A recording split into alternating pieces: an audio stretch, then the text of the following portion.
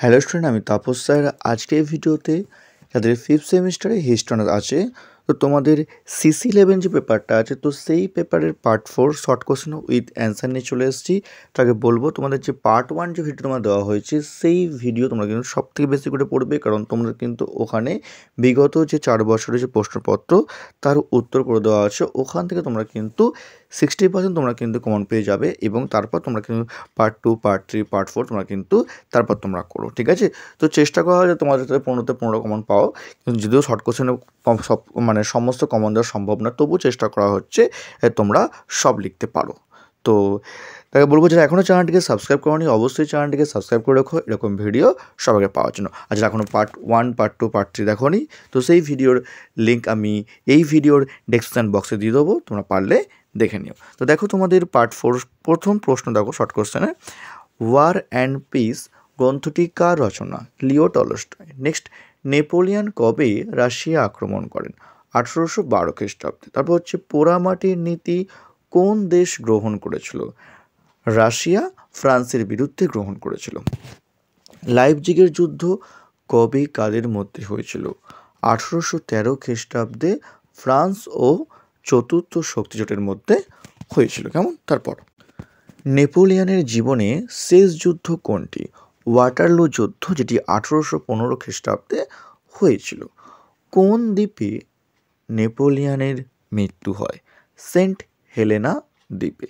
Next, David Copperfield গ্রন্থের রচয়িতা কে? Charles Dickens. নেক্সট, ভিয়েনা সম্মেলন কবে হয়েছিল? এর মধ্যমণি কে ছিলেন? 1815 খ্রিস্টাব্দে এই ভিয়েনা সম্মেলন হয়েছিল। এর মধ্যমণি ছিলেন মেটার্নিক। কেমন? তারপর নেক্সট প্রশ্ন, বিগ ফোর নামে কারা পরিচিত? অস্ট্রিয়ার প্রধানমন্ত্রী মেটার্নিক, রাশিয়ার জার প্রথম আলেকজান্ডার, ব্রিটিশ পররাষ্ট্রমন্ত্রী ক্যাসেলারি, রাশিয়ার প্রিন্স হার্ডেনবার্গ। নেক্সট, কার্লসবার্গের ডিক্রি কে কবে জারি করেন? খুব ইম্পর্টেন্ট প্রশ্ন, পরীক্ষা খুব আসে। 1819 খ্রিস্টাব্দে মেটার্নিক। কেমন? তারপর ট্রপোর বৈঠক কবে হয়? 1820 খ্রিস্টাব্দে ট্রপোর বৈঠক হয়। নেক্সট, ভিয়েনা সম্মেলনে ফ্রান্সের প্রতিনিধি কে ছিলেন? তালির।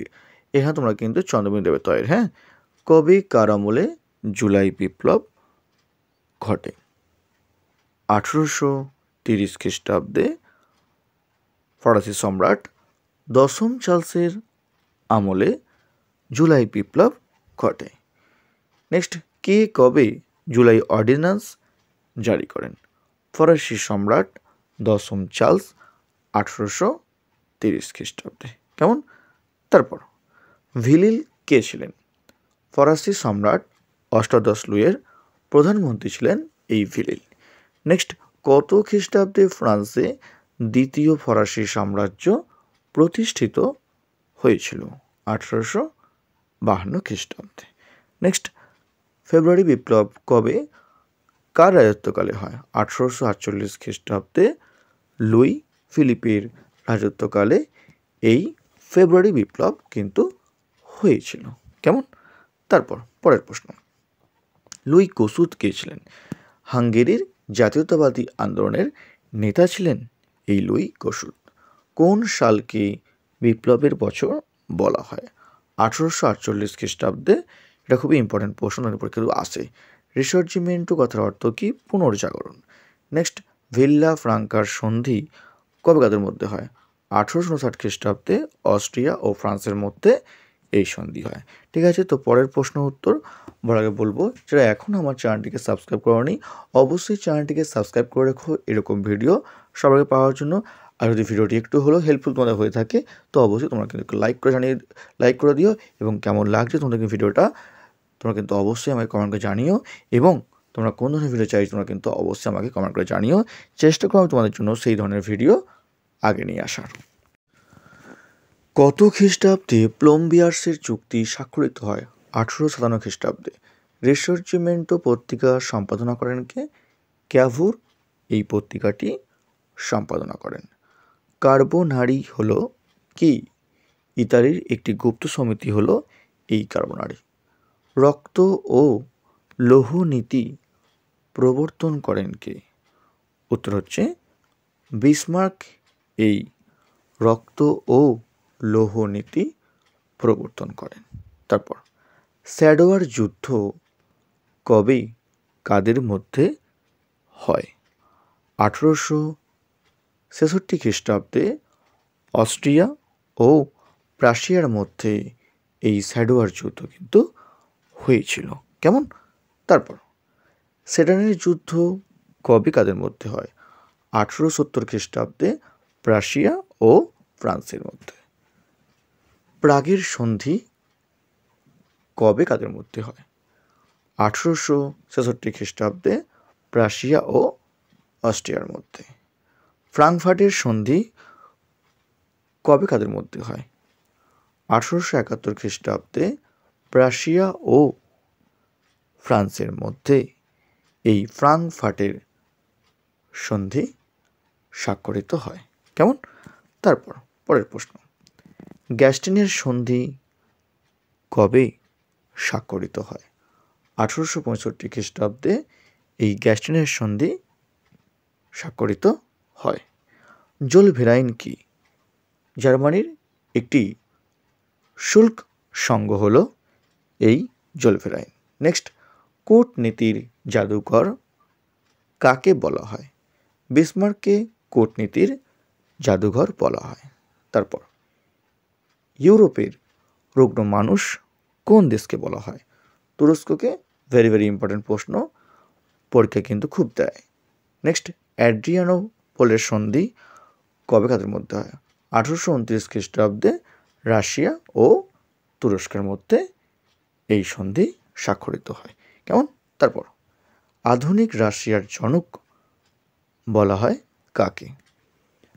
যার পিটার দ্য গ্রেটকে আধুনিক রাশিয়ার জনক বলা হয়। কেমন? তারপর রাশিয়ায় কে কবে ভূমিদাসদের মুক্তি ঘোষণা করেন?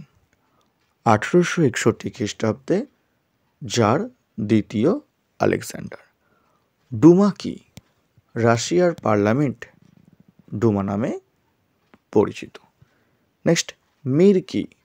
রাশিয়ার গ্রামীণ স্বায়ত্তশাসনমূলক প্রতিষ্ঠানের নাম হলো এই মির। কেমন? তারপর পরের প্রশ্ন, ক্রিমিয়ার যুদ্ধ কবে শুরু হয়? 1854 খ্রিস্টাব্দে ক্রিমিয়ার যুদ্ধ শুরু হয়। হেটাইরিয়া ফিলিকা কি? গ্রিসের গুপ্ত সমিতি হলো হেটাইরিয়া ফিলিকি। লাস্ট এবং শেষ প্রশ্ন পার্ট 4-এর, মুক্তিদাতা জার বলা হয় কাকে? জার দ্বিতীয় আলেকজান্ডারকে মুক্তিদাতা জার বলা হয়। তো এই ছিল তোমাদের পার্ট 4-এর 5th সেমিস্টারের হিস্ট্রি অনার্সের যে CC11 পেপার, তার শর্ট কোশ্চেন উইথ অ্যান্সার। যারা এখনও পার্ট 1, পার্ট 2, পার্ট 3 দেখোনি, সেই ভিডিওর লিঙ্ক এই ভিডিওর ডেসক্রিপশন বক্সে আমি দিয়ে দেবো, তোমরা পারলে দেখে নিও। আর যেহেতু তোমাদের সিলেবাসটা অনেকটা বড় CC11-এর, তাই তোমাদের কিন্তু একটু প্রশ্ন তোমাদের কিন্তু একটু বেশি হচ্ছে, যেহেতু তোমাদের কিন্তু আমি খুঁটিয়ে করার চেষ্টা করছি, যেগুলো প্রবল ইম্পর্টেন্ট প্রশ্ন, তো সেগুলো তোমাদের কিন্তু দেওয়ার চেষ্টা করি যাতে তোমরা যাতে 15তে 15 পেতে পারো। তো সেটাই কিন্তু চেষ্টা করা হচ্ছে যাতে তোমাদের সমস্ত শর্ট প্রশ্ন তোমাদের কমন পেতে পারো, তো সেটাই কিন্তু চেষ্টা করছি আমি আমার দিক থেকে। তো যদি ভিডিওটি একটু হলেও হেল্পফুল হয়ে থাকে তো অবশ্যই তোমরা এটা লাইক করে দিও, আর চ্যানেল নতুন হলে অবশ্যই চ্যানেলটিকে সাবস্ক্রাইব করে দিও। তো আজকের মতো এটুকুই, খুব তাড়াতাড়ি তোমাদের জন্য নতুন কোনো ভিডিও নিয়ে আবার আসবো। আজকের মতো এটুকুই।